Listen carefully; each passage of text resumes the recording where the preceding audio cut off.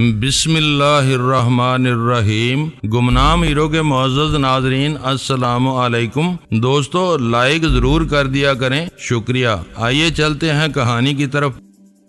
Rest house کے سامنے رک کر میں نے لینڈ کروزر اور اس کے آس پاس کی جگہ کا جائزہ لیا۔ اس وقت مجھے چاؤ فان کے تینوں آدمیوں کے ہیبلے دوڑ کر سڑک پار کرتے ہوئے نظر آئے۔ میرے دیکھتے ہی دیکھتے وہ تینوں سڑک سے اتر کر آس پاس پھیلے ہوئے کھیتوں میں غائب ہو گئے۔ میں نے محض احتیاط کے طور پر دائیں بائیں نظریں دوڑائیں۔ سڑک بدستور ویران پڑی تھی۔ شاید قصبے میں شبینہ جرائم نہ ہونے کی وجہ سے رات کے گشت پر مامور سپاہی بھی اپنے گھروں یا دفتروں میں پڑے گہری نیند سو رہے تھے۔ اس وقت تک گہرے سکوت میں چاؤ فان کی گاڑی کا انجن دوبارہ بیدار ہونے کا کوئی ارتعاش نہیں سنائی دیا تھا۔ میں نے ٹہلنے کے انداز میں سڑک عبور کی اور پھر ریسٹ ہاؤس کے پورچ میں خود رو جھاڑیوں کے ایک جھنڈ کی طرف ہو لیا جس پر کوئی پھولدار جنگلی بیل لپٹی ہوئی تھی۔ جھاڑی اتنی پھیلی ہوئی تھی کہ میں اس کی اوٹ میں آسانی سے چھپ گیا۔ شاخوں، پتوں اور پھولوں کی درمیانی جگہوں سے مجھے ریسٹ ہاؤس کا بیشتر حصہ صاف نظر آ رہا تھا۔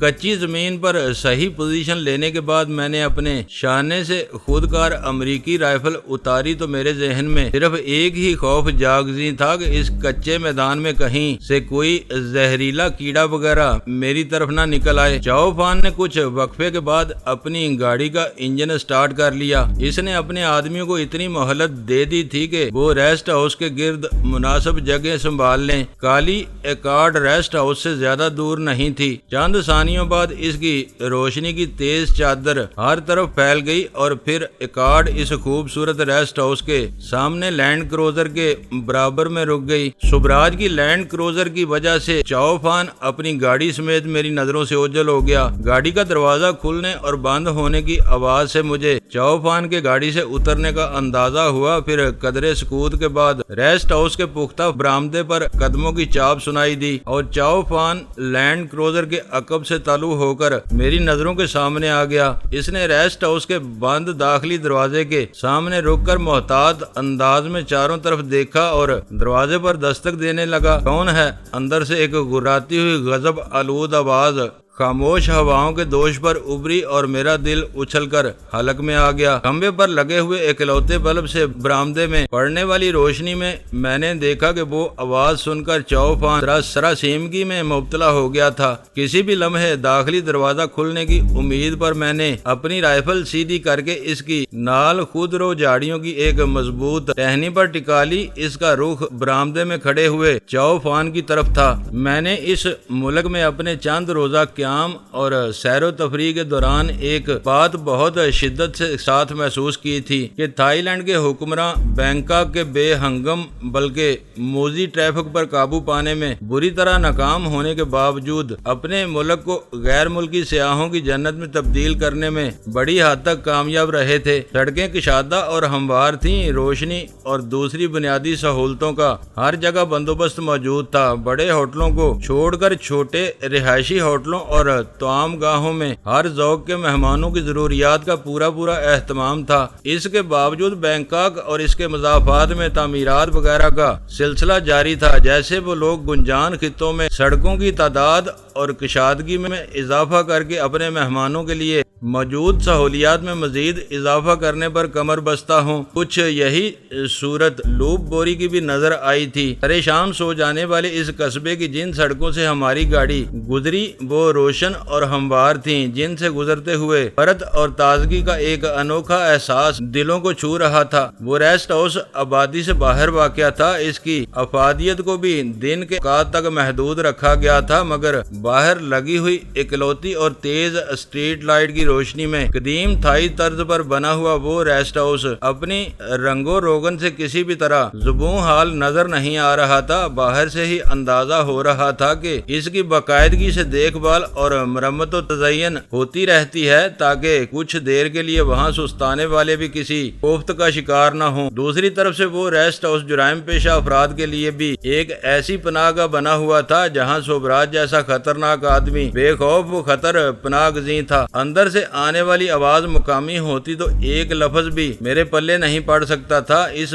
وقت کلیدی نکتہ یہ تھا کہ چاؤ فان کی دستک کے جواب میں اندر سے انگریزی میں سوال کیا گیا تھا۔ آواز نیند کے خمار سے بوجھل تھی، لیکن میں اسے ہزاروں آوازوں میں الگ سے پہچان سکتا تھا۔ مجھے بے اندازہ خوشی ہوئی کہ بینکاک سے لوپ بوری تک کی ہماری دوڑ رائے گاہ نہیں گئی تھی۔ ہمارا شکار وہاں سانس لے کر آگے روانہ نہیں ہوا تھا، بلکہ پورے اطمینان سے وہیں فروکش تھا۔ چاؤ فان اس وقت ریسٹ ہاؤس کے بند داخلی دروازے کے اور میرے درمیان کھڑا ہوا تھا۔ میری رائفل کی نال اس کی طرف اٹھی ہوئی تھی اور میں دھڑکتے ہوئے دل کے ساتھ اندر سے اپنے شکار کے برآمد ہونے کا انتظار کر رہا تھا۔ ریسٹ ہاؤس کا دروازہ کھلتا اور وہاں کوئی نمودار ہوتا تو چاؤ فان کو لامحالہ اپنی جگہ سے ہٹنا پڑتا اور آنے والا براہ راست میرے نشانے پر آ جاتا۔ اندر سے آنے والی آواز سن کر مجھے اندازہ ہو گیا تھا کہ بینکاک کے موتی محل میں امریکی فوجیوں کے دعوے سے بچ نکلنے کے بعد سوبراج لوپ بوری کے اس دور افتادہ ریسٹ ہاؤس میں بے فکری کی نیند سویا ہوا تھا۔ وہ سوچ بھی نہیں سکا ہوگا کہ میں اس کا پیچھا کرتا ہوا اس کی کمین گاہ کے دروازے تک آ پہنچوں گا۔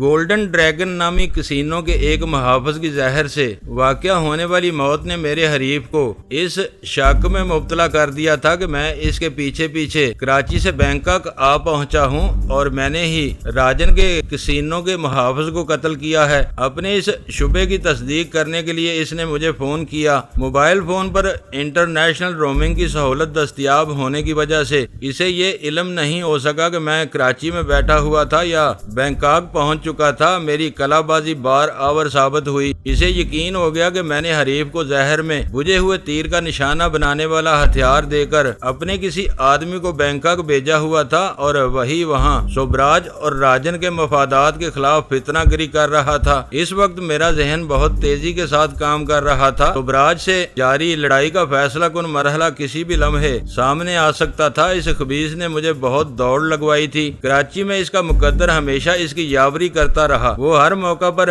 کسی نہ کسی طرح زندہ بچ نکلنے میں کامیاب ہوتا رہا، لیکن میں نے بھی دل ہی دل میں قسم کھائی ہوئی تھی کہ ملک و قوم سے کھلی غداری کرنے والے اس سیاسی گنڈے کو اس کے کیفر کردار تک پہنچا کر دم لوں گا۔ میں جاڑیوں کے عقب میں دبکا اپنے دشمن کی طاق میں بیٹھا ہوا تھا۔ ادھر چاؤ فان کے لیے سوبراج کی طرح اس کی آواز بھی اجنبی تھی۔ وہ فوری طور پر اندر سے کیے جانے والے سوال کا کوئی جواب نہیں سوچ سکا۔ اس نے خاموشی اختیار کی ہوئی تھی۔ سوبراج ایک چلاک مجرم تھا۔ اپنے سوال کا جواب نہ پا کر وہ چوکنا ہو گیا۔ ریسٹ ہاؤس کے دروازے میں کوئی جنبش ہونے کے بجائے پرسکوت فضا میں ہلکے سے کھٹکے کی آواز ہوئی اور دروازے سے قدرے فاصلے پر ایک کھڑکی کا پٹ خفیف سا کھل گیا۔ اندر گور تاریکی پھیلی ہوئی تھی، مگر اس کھڑکی پر اکلوتی اسٹریٹ لائٹ کی تیز روشنی براہ راست پڑ رہی تھی۔ کھٹکا ہوتے ہی میری نگاہیں کھڑکی کی طرف اٹھیں اور میں نے وہاں لمحہ بھر کے لیے واضح طور پر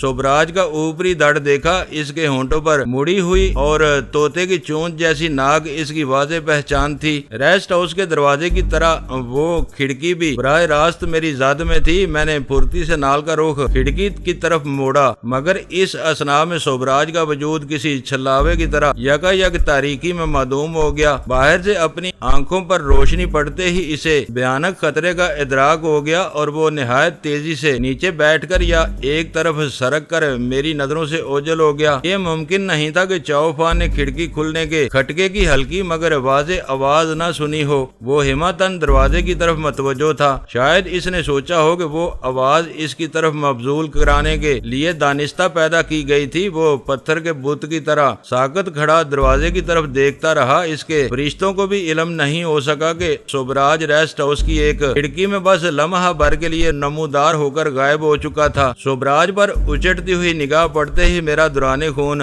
تیز ہوا، لیکن پھر اعتدال پر آ گیا۔ وہ فوری طور پر میرا شکار ہونے سے بچ گیا تھا، مگر مجھے یہ اطمینان تھا کہ وہ ریسٹ ہاؤس میں محصور تھا۔ اس عمارت کے گرد چاؤ فان کے 4 مسلح اور خونخوار جنگجو پھیلے ہوئے تھے۔ دروازے پر چاؤ فان مستعد کھڑا ہوا تھا اور میں اندھیرے میں گات لگائے بیٹھا ہوا تھا۔ اس اثنا میں چاؤ فان نے مضطرب ہو کر دوبارہ دروازے پر دستک دی۔ خلاف توقع دروازہ یکا یک کھل گیا۔ دراز قامت اور صحت مند سوبراج کی بجائے ایک متوسط قامت مقامی کھڑا ہوا نظر آیا جو خوش غمگین نظروں سے چاؤ فان کو گھور رہا تھا۔ جاڑیوں کی اوٹ میسر ہونے کی وجہ سے میں ان دونوں کی نگاہوں سے اوجھل تھا، وہ روشنی میں ہونے کے سبب مجھے صاف نظر آ رہے تھے۔ نئے آدمی نے تلخ اور اونچے لہجے میں چاؤفان سے کچھ کہا، اس کی آواز سے بھی نیند کا خمار جھلک رہا تھا۔ اپنے صاف ستھرے کپڑوں اور انداز سے وہ ریسٹ ہاؤس کا دربان ہرگز نظر نہیں آ رہا تھا۔ چوکیدار ہوتا تو وہ اندر محو خواب ہونے کے بجائے مستعدی سے باہر بیٹھا ہوا ہوتا۔ میں نے اندازہ لگایا کہ وہ صبراج کو لانے والا سفید لینڈ کروزر کا ڈرائیور ہو سکتا ہے۔ وہ اپنا بایاں ہاتھ پجامے کی جیب میں ڈالے اندر سے نمودار ہوا تھا، اس کے تیور خطرناک تھے۔ اگر وہ راجن کا آدمی تھا تو پجامے کی جیب میں چھپے ہوئے اس کے ہاتھ میں کسی پستول یا ریوالور کا ہونا ناگزیر تھا۔ ایک بدماش سے یہ توقع نہیں کی جا سکتی تھی کہ وہ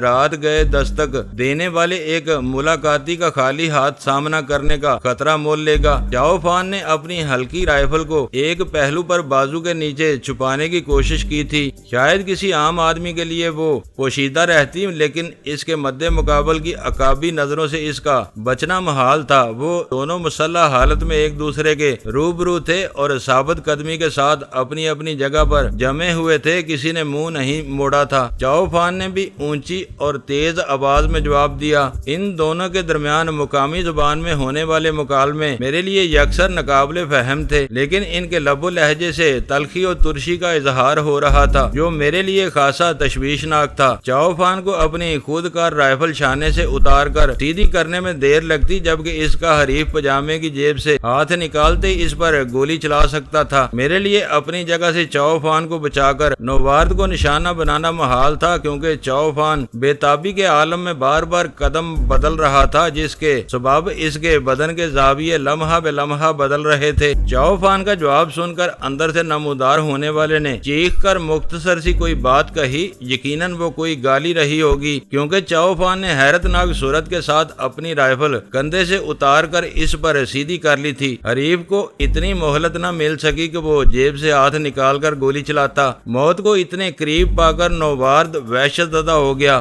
اس سے پہلے کہ چاؤفان ٹریگر دبا کر گولیوں کی باڑ اس کے سینے میں اتارتا، وہ سر جھکا کر چاؤفان پر حملہ آور ہو گیا۔ وہ لمحات عمل اور رد عمل کے ساتھ تھے، دونوں کے پاس سوچنے سمجھنے کی مہلت نہیں رہی تھی۔ چاؤفان نے اپنے سینے پر زوردار ٹکر پڑنے سے قبل اپنے حریف کا سر بازوؤں میں دبوچ لیا۔ رائفل اس کے ہاتھ سے چھوٹ کر پرشور آواز میں پختہ فرش پر گر گئی تھی۔ میرے لیے وہ چاؤفان کی جنگ جویانہ صلاحیتوں کا پہلا مظاہرہ تھا۔ اس نے اپنے بازوؤں کو اپنے حریف کی گردن پر یوں بل دیا کہ گرتے گرتے اسے اپنے نیچے دبوچ لیا۔ پھر نہ جانے کس طرح اس کا ریوالور چاؤفان کے ہاتھ میں آ گیا۔ ریوالور سمیت اس کا داہنا ہاتھ فضا میں بلند ہوا۔ ہاتھ نیچے آنے پر فضا اس کے حریف کی دلدوز چیخ سے لرز اٹھی۔ چاؤفان نے شاید اس کی کھوپڑی چٹکھا دی تھی۔ ان دونوں کے ایک ساتھ ایک دوسرے سے گتھم گتھا ہوتے ہی میرے لیے اپنی جگہ بیٹھ کر تماشا دیکھنا دشوار ہو گیا تھا۔ میں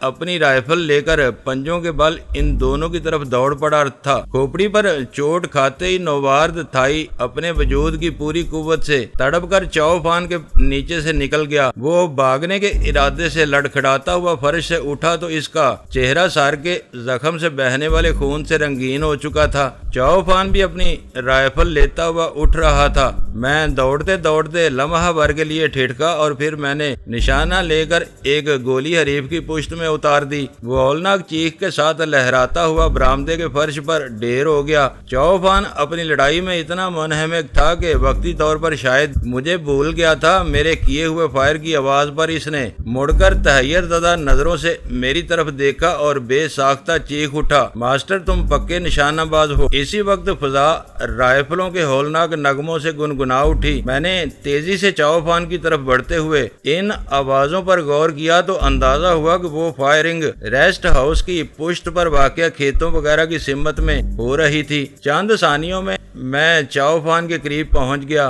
وہ مرنے والے کے بے حس و حرکت جسم پر یوں رائفل تانے کھڑا تھا جیسے اس کے ہلتے ہی اسے چھلنی کاٹ ڈالے گا۔ یہ مر چکا ہے، میں نے اس کے قریب پہنچ کر دبی دبی پرجوش آواز میں کہا۔ گولی اس کے دل کو چیرتی ہوئی پار نکل گئی ہوگی۔ وہ سیدھا ہو گیا اور میری آنکھوں میں آنکھیں ڈال کر دھیمی اور پرتشویش آواز میں بولا، ماسٹر یہ تو مر گیا، مگر میرے آدمی کیوں گولیاں چلا رہے ہیں؟ یہ آوازیں میرے کانوں کے لیے نئی نہیں ہیں۔ ہیں पीछे कोई गड़बड़ हुई है, तुम्हारे पास वाकी टाकी है? मैंने इसके शाने को दबोच कर कहा, पता करो कि क्या हुआ है। ओह, इसने यूं बौखलाकर वाकी टाकी निकाला जैसे इसे भूला हुआ हो। पिछली तरफ से कोई साया निकलकर तारीख खेतों में घुसा है। अपनी जुबान में किसी से राब्ता करने के बाद इसने मुझे आगाह किया। वो खेतों में घुस गया और तुम्हारे आदमी जाक मारते रह गए। मैंने तुर्शी से कहा, खतरनाक सूरत अहवाल के बावजूद मुझे इस पर यकायक गुस्सा आ गया। मास्टर वो बिलबिला रहे हैं, इसे मार सकते थे लेकिन नहीं मार सके, हवाई फायरिंग पर गुजारा करते रह गए। इसने मौसमी सूरत बनाकर बेचारगी से जवाब दिया, तुम्हारे आदमी अजीब उल्लू के चरखे हैं, मार सकते थे तो मारा क्यों नहीं? मैं चिल्ला गया। तुम्हारी तरफ से मैंने हुक्म दिया था कि जब तक मैं न कहूं वो बराह रास्त किसी पर फायर नहीं करेंगे, जरूरत हो तो हवाई फायर करेंगे। इसने संभल कर वजाहत की। अब वो हवा में गोलियां चलाकर इसे खेतों में तलाश करते फिर रहे हैं। इसका जवाब सुनते ही मेरा गुस्सा साबन के जाग की तरह बैठ गया। मुझे याद आ गया कि मैंने चाओफान को वो हदायत इस खदशे के पेश नजर दी थी कि कहीं हम खुद अपने आदमियों की गोलियों का निशाना न बन जाएं। अब हम इसके पीछे जाएंगे। चंद सानियों के तजब्ज़ब के बाद मैंने कहा, इन्हें ताकीद कर दो कि इसी तरह इसे तलाश करते रहें, किसी को ताक कर निशाना बनाने की जरूरत नहीं। मुकद्दर से वो नजर आ गया तो हम खुद इससे निमट लेंगे। ये कहकर मैं राइफल ताने अंदर घुस गया। वो एक कशादा लॉबी थी जहाँ मध्यम रोशनी वाला एक सबज बल्ब जल रहा था। इस लॉबी में नजर आने वाले दरवाजों में सिर्फ कोने का एक दरवाजा खुला हुआ था। इसके पीछे गहरी तारीकी का राज था। वो वही सिमत थी जिधर की खिड़की में मुझे सोबराज की एक झलक नजर आई थी। मुझे उम्मीद थी कि वहाँ कुछ भी बाकी नहीं रहा होगा। चाओफान मेरे पीछे आ रहा था। मुख्तसर सी गुफ्तगू में मेरी पुरानी हदायत का आधा गाल अपने आदमियों तक पहुंचा दिया था। मुझे तारीक कमरे में दाखिल होते देखकर इसने अपनी सर्च लाइट रोशन कर दी। वो सोने का कमरा था। चिकन आलूद बिस्तर खाली पड़ा हुआ था। फर्शी कालीन पर पड़े हुए गद्दे की चादर से जाहिर हो रहा था कि कोई इस पर सोता रहा था। वो बिस्तर ड्राइवर ही का हो सकता था जो बरामदे में अब्दी नींद सोया हुआ था। इस खाली कमरे से मायूस होकर हम दोनों रेस्ट हाउस के अकबी बरामदे में निकल आए। इस इमारत की साख्त कदीम बजा की थी। अंग्रेजी के हरफ यू की सूरत में 3 एतराफ में मुतअद्दिद कमरे बने हुए थे। इनके आगे एक बहुत कशादा बरामदा था जिसमें मेहमानों के सस्ताने के लिए मेजें और कुर्सियां पड़ी हुई थीं। इसके बाद मुख्तसर सा खुला सहन था जिसके इख्तिताम पर पिछली दीवार में बना हुआ दरवाजा खुला हुआ था। बेज़ाहिर पूरी इमारत में किसी मुतनफ़्फ़िस की मौजूदगी के आसार नहीं थे। रेस्ट हाउस के निगरान या चौकीदार को ड्यूटी के इख्तिताम पर इत्मीनान से रुखसत कर दिया गया था। पूरी इमारत बिला शिरकते गैर सोबराज और इसके ड्राइवर के तसर्रुफ में थी। बाहर होने वाली धुआंधार फायरिंग का जोर इब्तदाई लम्हात में ही टूट चुका था। चाओफान के आदमियों को इतनी अकल थी कि वो अपने मैगजीन के बेमुशर्रफ इस्तेमाल से गुरेज कर रहे थे। इन्हें मालूम था कि हवा में चलाई जाने वाली गोलियां किसी का कुछ नहीं बिगाड़ सकेंगी। खेतों में घुसने वाले दुश्मन को हरासा करने के लिए इक्का दुक्का फायर भी काफी थे। अब मेरे साथ साथ रहना, बिछड़ गए तो हम क़यामत में ही मिल सकेंगे। मैंने रेस्ट हाउस के पिछले दरवाजे से खेतों की तरफ निकलते हुए कहा, मास्टर तुम्हारा मूड बिला वजह खराब हो रहा है। मेरे आदमियों का क्या कसूर है? वो वही कर रहे हैं जो इन्हें बताया गया है। चाओफान ने दबे अल्फाज में एहतजाज किया, तुम्हारे आदमी बहुत काबिल और बहादुर हैं, मुझे इनसे कोई शिकवा नहीं है। मैंने सर्द लहजे में जवाब दिया, मेरा मूड ठीक है, मैं तुम्हें हकीकत से आगाह कर रहा था। मैं इन खेतों में भटक गया तो दोबारा इधर लौटना मुश्किल हो जाएगा। तुम फायरिंग की आवाज सुन रहे हो? इसने सूंधी खुशबू वाले काद आदम से ज्यादा ऊंचे लहलहाते खेतों में घुसते हुए पूछा। ये आवाजें पैदाइशी बहरे भी सुन सकते हैं। पता नहीं तुम मेरी हर बात का उल्टा जवाब क्यों दे रहे हो? वो उलझ कर बोला, राजन के मेहमान को मैंने नहीं भगाया, ये हमारी बल्कि डॉन की साख का मामला है। वो हमारी आंखों में धूल झोंक कर निकल गया है। हमने इसे दोबारा ना पकड़ा तो हम सर उठाकर चलने के काबिल नहीं रहेंगे। मास्टर, मैं तुम्हारी तरह हसास नहीं हूँ। वो खेतों के दरमियान छोड़े हुए तांग रास्ते से शाखें हटाते हुए बुड़बुड़ाया, बदमाशी में कभी के दिन बड़े होते हैं और कभी की रातें। वो आज हमारे चुंगल से निकल गया है तो कल जरूर फंसेगा। अब छोटा राजन से पहले मैं इसके मेहमान को जहन्नम का ईंधन बनाऊंगा। ابھی تم فائرنگ کے بارے میں کیا کہہ رہے تھے؟ میں نے اسے یاد دلایا۔ میں اسے کیا بتاتا کہ سبراج مجھے اس طرح کئی بار ذکر دے چکا تھا۔ مجھے محسوس ہو رہا ہے کہ میرے آدمی جوش میں کافی دور نکل گئے ہیں۔ میں نے چونک کر اس کی بات کاٹتے ہوئے پوچھا، کیا ان چاروں نے ریسٹ ہاؤس اور گاڑیوں کو لاوارث چھوڑ دیا ہے؟ 2 اس کی تلاش میں گئے ہیں، باقی دونوں اپنی پوزیشنوں پر ہیں۔ مجھے ڈر ہے کہ کہیں وہ جنگل میں نہ گھس جائیں۔ کیا یہاں جنگل بھی ہے؟ میں نے اپنے چہرے سے ٹکرانے والی نرم شاخیں ہٹاتے ہوئے پوچھا۔ ماسٹر، کھیت زیادہ بڑے رقبے پر نہیں ہیں، تھوڑی دیر بعد ہم بھی جنگل کے سرے پر ہوں گے۔ ادھر بھیڑیے وغیرہ کثرت سے پائے جاتے ہیں۔ رات کو جنگل میں گھسنا خطرے سے خالی نہیں ہے۔ کیا یہ بات تمہارے آدمی نہیں جانتے؟ پتہ نہیں، اس نے فکر مندی سے جواب دیا۔ برا وقت آ جائے تو آدمی جانی بوجھی باتیں بھی بھول جاتا ہے۔ تم سیدھے جا رہے ہو۔ میرا خیال ہے کہ ہمیں دائیں بائیں بھی دیکھنا چاہیے۔ کھیتوں کے بیچ میں لگے ہوئے درختوں کی دیکھ بھال ضروری ہے۔ ہو سکتا ہے کہ وہ یہیں کہیں چھپا ہوا ہو یا کسی درخت پر چڑھ گیا ہو۔ یہ تمہارا دیکھا بالا علاقہ ہے تو میری رہنمائی کرو۔ میں یہاں اجنبی ہوں، اپنے آدمیوں کو جنگل میں گھسنے سے روکو۔ ہم ان کے انتظار میں زیادہ وقت برباد نہیں کریں گے۔ وہ پرخیال آواز میں بولا۔ کچھ دیر بعد تیزی سے اجالا پھیلنا شروع ہو جائے گا۔ ہمیں دن نکلنے سے پہلے لوٹ جانا چاہیے۔ وہ پگڈنڈی پر چلتے چلتے رک گیا۔ اس نے واقی ٹاکی پر ایک مرتبہ پھر اپنے آدمیوں سے بات کی۔ میں محسوس کر رہا تھا کہ وہ چاروں واقی ٹاکی سرے سے استعمال نہیں کر رہے تھے۔ وہ لڑنے بیڑنے والے لوگ تھے۔ منظم ہو کر مضبوط کارروائی کرنا ان کے بس سے باہر تھا۔ فائرنگ کا سلسلہ تھم گیا۔ چوفان مجھے اپنے پیچھے آنے کی ہدایت کر کے پگڈنڈی سے اترا اور کھیت میں گھس گیا۔ مجھے اس بات سے کوئی غرض نہیں تھی کہ وہ کس چیز کی فصل تھی۔ اہم ترین بات یہ تھی کہ سب پودے نیچے سے اوپر تک اتنے نرم اور لچکیلے تھے کہ انہیں کچل کر آگے بڑھنا دشوار نہیں تھا۔ نیچے زمین نرم اور دلدلی نہیں تھی، شاید فصل تیاری کے قریب تھی، اس لیے کھیتوں کی آبیاری کا سلسلہ موقوف ہو چکا تھا۔ ہم بہت دیر تک کھیتوں میں بھٹکتے رہے، کئی گھنے درختوں کو دیکھ ڈالا لیکن کسی کا سراغ نہیں ملا۔ چوفان جنگل کے بھیڑیوں کا